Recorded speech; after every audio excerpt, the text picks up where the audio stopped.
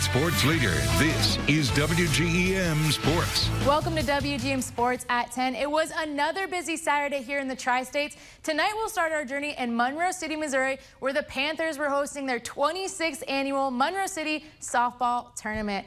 Bright and early this morning, the Panthers took on the Lady Pirates of Hannibal. So let's see how these two teams did. Both of these squads were looking to start off this tournament with a win. Early in the first inning, Hannibal will look to be the first ones on the board until Kira Nash comes in clutch with the third out to give Monroe City a chance to score some runs.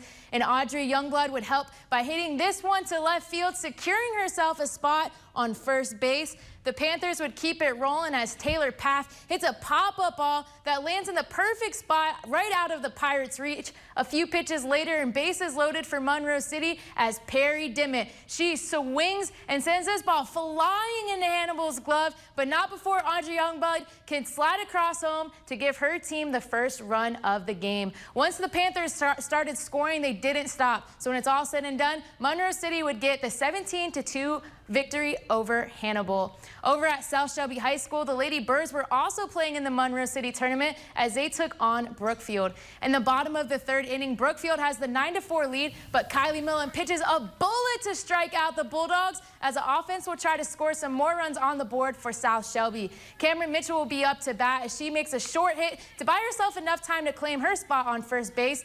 The Lady Birds would keep the ball rolling. This time, Madison Wilt swings and sends this ball right down the middle of center field, and Cameron Mitchell will turn on the Jets and slide across home plate and chip away at the Bulldogs' lead. The Lady Birds' reign would come to an end, though, with a pop-up hit that led to the third out and close out the game. Brookfield would go on to win this one 9-5.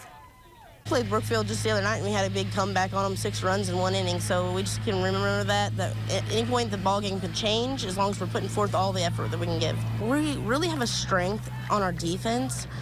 Just need to, get a little bit more pitching in there, a little more experience on that.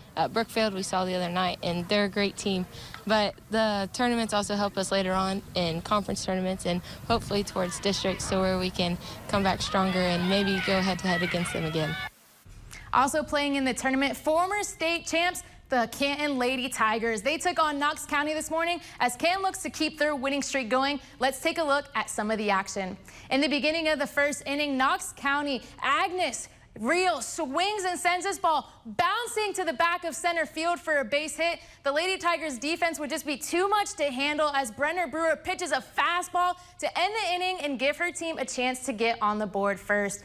And here she comes, the Macy Fisher, sending this ball soaring behind the center fielder, and Miss Fisher will turn on the Jets, round the bases, and slide her way into home for an easy inside the park home run. I mean, what a way to start off the game. Great job, Macy. Canton wouldn't stop there. Macy Glasgow now getting in on the action as she hits this ball into left field, and Claire Winston would come home from third base and give the Lady Tigers an early 2-0 lead. Canton would be too much to handle for the Eagles. They'll go on to win this matchup 11-0 after 5 innings. At the end of the day, Montgomery would go on to face Brookfield in the championship round of the tournament, and they would defeat the Bulldogs 7-5.